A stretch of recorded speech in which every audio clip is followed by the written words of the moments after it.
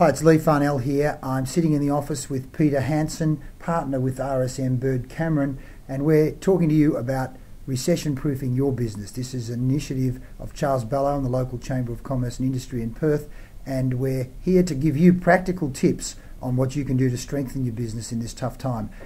Peter, thanks so much for agreeing for the interview. Oh, my pleasure. Mate, you've been doing some great work already. The project team that's been put together to put tools and strategies together so that Perth businesses can help each other, can come out of this year better than they went into it. And of course, the way the paper's reading at the moment is pretty frightening what the winds are, the storm clouds on the horizon, isn't it? Oh, look, 2009 certainly looks like it's going to be a lot worse than 2008 at this stage, with major shutdowns by Rio and BHP, just to name two in Western Australia alone.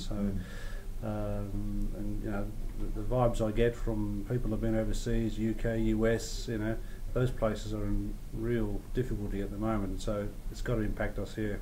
Yes. I just can't see how we can avoid it. Yes, and as we say, we may not be able to change the wind, but we can change the set of our sails, and people come to you and RSM Bird Cameron, of course, to help them say, well, how do I navigate this terrain, particularly financially?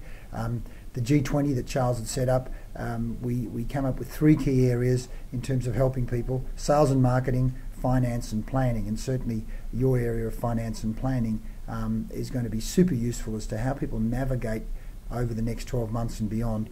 Peter, before we go into some of your tips, why don't give the listener a little bit about your background, your experience, your exposure to business, and I mean, obviously it goes back a while now, eh? Yeah, afraid so. I've got a few grey hairs. Yeah, and I've been involved as a chartered accountant in public practice now for best part of 35 years in the West Australian marketplace, the last 20 years in Perth.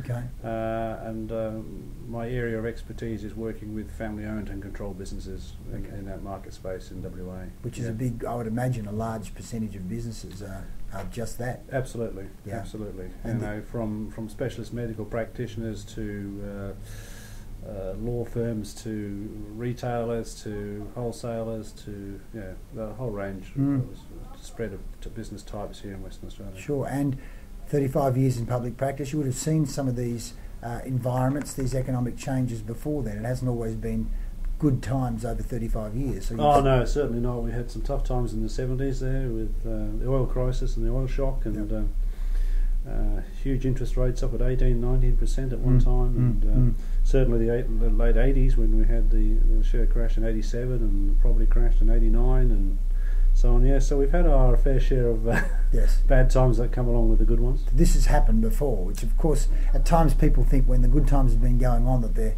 in a purple patch and it's going to go on forever, but in fact this is another cycle that's gone kaput. Yes, and I think, but it is different. I think they're always different. We've had a very strong, long, positive cycle, and so there's a whole generation of new business people out there who've been in business for more than 10 years who've not experienced it. Yes, and so I believe that they're successful business people, and they probably are, but they've not actually experienced a very tough time. Yes. And so this could be a real shock to those business people. A real test for them. A real test for them. So just on that, having had your 30 years experience in accounting and obviously advising businesses, what do you see as some of the key problems or mistakes people make when it comes to finance or planning or even sales and marketing in these kinds of economic times? What are some of the common mistakes or hiccups that they make? Well, I suppose clearly in the finance and the planning area is that they don't acknowledge soon enough or early enough that there's an issue. Yeah. And surprisingly enough, most people don't realise how important cash is and that cash is king. Yeah. And don't fully understand the cash cycle in the working capital of their business, and so just aren't aware of how quickly that cash can run out. Yes. When circumstances change and the trade slows up, and you've ordered stock 6 months before that you've now got to pay for, but you can't sell, so really it's their lack of appreciation of cash. They look at their profit and loss reports that their MyObs produce or their Quickens or QuickBooks produce, which says they're making a profit, But what that doesn't show is how much cash it's consumed to make the profit that's now tied up in things that they can't sell. Yes. So what are some of the signals, the early warning signs that you think people should be looking for? Well, there's lots of different signals because it depends on their level of debt to start with. But clearly, you'd look at your stock turnover ratio, look at last year's turnover to this year's turnover. So if your stock turns, dropped from 12 down to 8, there's a clear indicator that you've got too much stock, and they've got cash, a lot of cash now tied up in something that's hard to move. Debtors, people tend to be desperate for the sale when things get a bit quiet, and they tend to just sell it without really investigating the integrity of the purchaser or customer. And so therefore they suddenly have a debtor on their books who's out there at 90 days and hasn't paid their bill. Again, they've had to supply the cash in order to create the sale, and so they're funding that person. They're acting as a banker to that person, which is the last thing you want to be when you haven't got cash.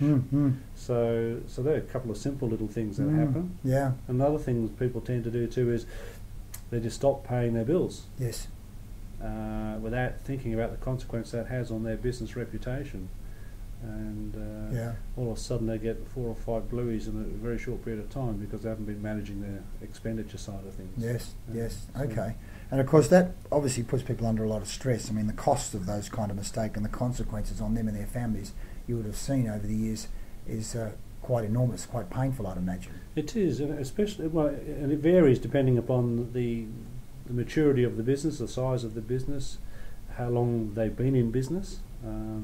And also, it can have a very detrimental effect on the family relationships, depending upon whether both husband and wife are involved in the business or only one partner. And having to come home and you've worked really hard and it's been depressing. How do you let your partner, your marital partner, know that things aren't going as well as they ought to be, and that partner's just spending as though nothing's changed? Yes, that's right.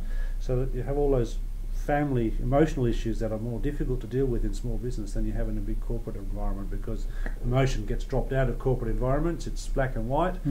But when you're running family businesses and you've got wife and kids and other people to worry about, emotion can often blur your judgment. Yes, and so at some point you'd imagine they have to actually tell the truth, kind of sit around the table, this is the story. Absolutely. Which in a lot of cases, as you say, people will want to avoid like the plague. Yeah, and done too late then. Done too late, exactly. So what you're suggesting is people taking some action early. Absolutely. You've got to be in control. You've got to be in control. You've got to be in control of your business, and you've got to know what your business needs to survive on a day-to-day basis, a monthly basis. In terms of income, revenue, you mean? Well, not even that, just cash. Yes. Because, as I say, profit isn't necessarily cash. No. As I say, cash is king. When it's in the bank, you know you've got it. A sales transaction doesn't mean cash.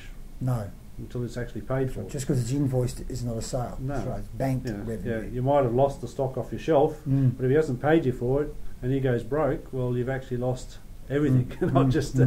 So cash is, in this environment, cash is very important, and you need to understand how cash works in your business and how much cash you need to run your business on a day-to-day basis. It's tied up in your fixed costs, whether they be rent, leases on equipment, whether they be variable costs because you're paying commissions or agency fees on transaction sales. You need to understand what those costs are. You need to know where your break-even point is on a day basis, weekly basis, monthly basis.